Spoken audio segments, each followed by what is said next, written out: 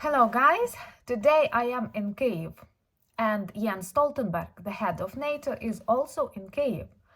I am for work here and he is also for work here with President Zelensky.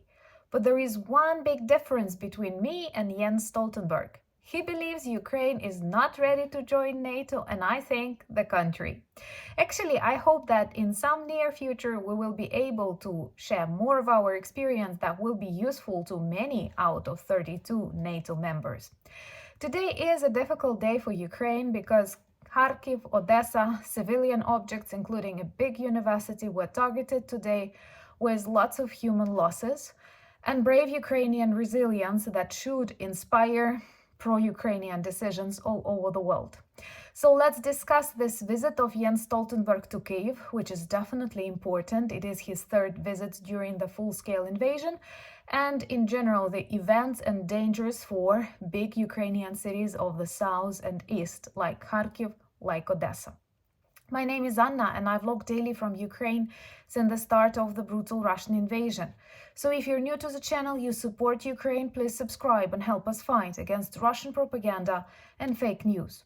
And my longtime friends, check your subscription status and hit notification button. To start with, I know Ukraine cannot join NATO when at war.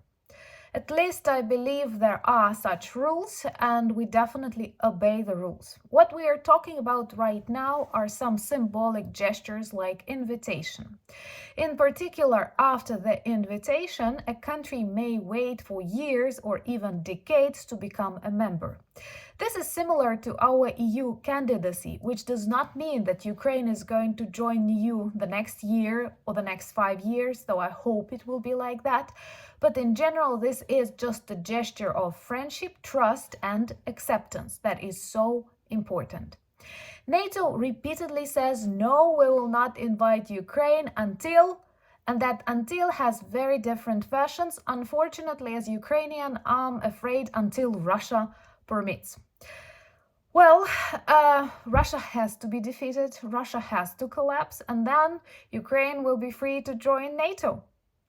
Let me know what do you think in the comments below. What are the main reasons of this pauses and undecisiveness on the side of this alliance, to which we demonstrate lots of really good features, and I hope sometime soon we will be a part of this extremely important union. Once again, I understand we cannot become members this year or the next year, but I'm talking about the invitation. Jens Stoltenberg is a good man. He is a great supporter of Ukraine, and actually he does a lot for the reforms inside Ukraine, for the introduction of new standards here in Ukrainian army. But he highlights that NATO consists of different countries and different countries have different opinions. And for example, Hungary can veto this decision or does not approve the invitation. And this is sad. I will tell you honestly that many countries that are NATO members at the moment have lower quality of their military standards and much lower military preparation than Ukrainian army. And without exaggeration, I believe that now we are one of the strongest armies in Europe.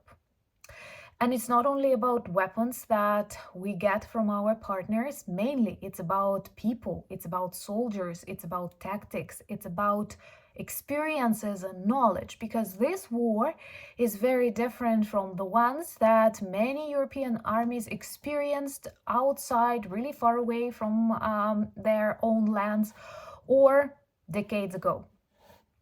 Remember to subscribe to see Russia defeated and demonstrate your solidarity with Ukraine. I know those of you who follow the channel, you understand that modern war, Russian war in Ukraine, full-scale war, is very different from various wars that NATO countries participated in far away from their own lands, when they performed very localized operations. This is a full-scale war with lots of vehicles, tanks, aviations involved, and drones that are game changers. And I honestly think that like in 10 years, most of wars will be conducted by robots, drones, submarines, and other stuff. Of course, people will continue suffering because if you fight with an enemy like Russia, they target civilian objects. And today we have witnessed lots of their war crimes. There is no other more tolerant phrase for YouTube. For example, in Odessa, which is a very beautiful city on the shores of the Black Sea, which is a resort, a cultural center. They've got lots of cultural heritage objects there. A university was destroyed, killing 4 people during the day. 4 people and a dog were killed, more than 20 injured. Targeted a university, and actually you can find the photos of a quite controversial building. Many people in Odessa did not like it much because it resembled a Harry Potter castle, but somehow this university new building did not fit in the landscape, but it was a landmark to some extent of the city. But no matter what its architectural style is, this is a university that was targeted. 4 people died when they were at the university or near the university. And what? And the world is getting used to that. Kharkiv is constantly under shellings and attacks. I have many friends who live there without electricity, without a possibility, for example, to get a taxi or to sit on a bus, because many of the services aren't working. But people there are very strong and inspiring, and there are lots of discussions in the media among intelligence services, and you can read in your newspapers perhaps about the next offensive of Russia on Kharkiv. Will they be able to get this city?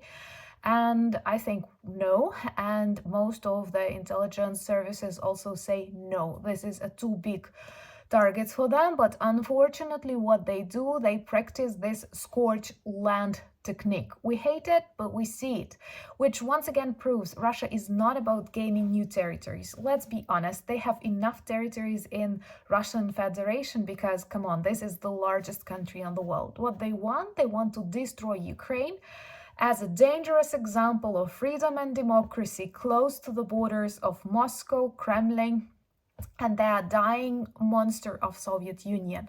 We are a symbol of everything they don't want to, they are afraid of, everything that can actually ruin the basis of this still communist, still chauvinist, still, I don't know, all the evil is concentrated now in this really extensive borders. And the fact that Putin so much likes to repeat that Russia does not have borders is another symptom why he has to be defeated together with millions of those who support him. This war should not be frozen. This war should not be stopped.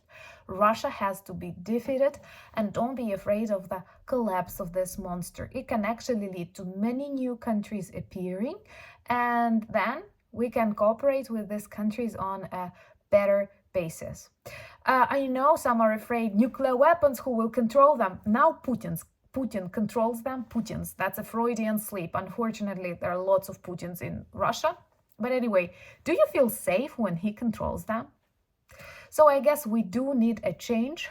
We do need a serious change on the territory of the so-called Russian Federation, which just does not act as federation, but still as an empire.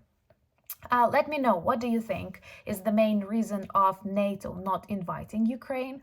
Once again, to those who will remind me, I know we cannot join NATO when at war. I'm talking about after Ukrainian victory, and I'm also talking about the symbolic invitation after which a country may stay in this queue for a really long period of time.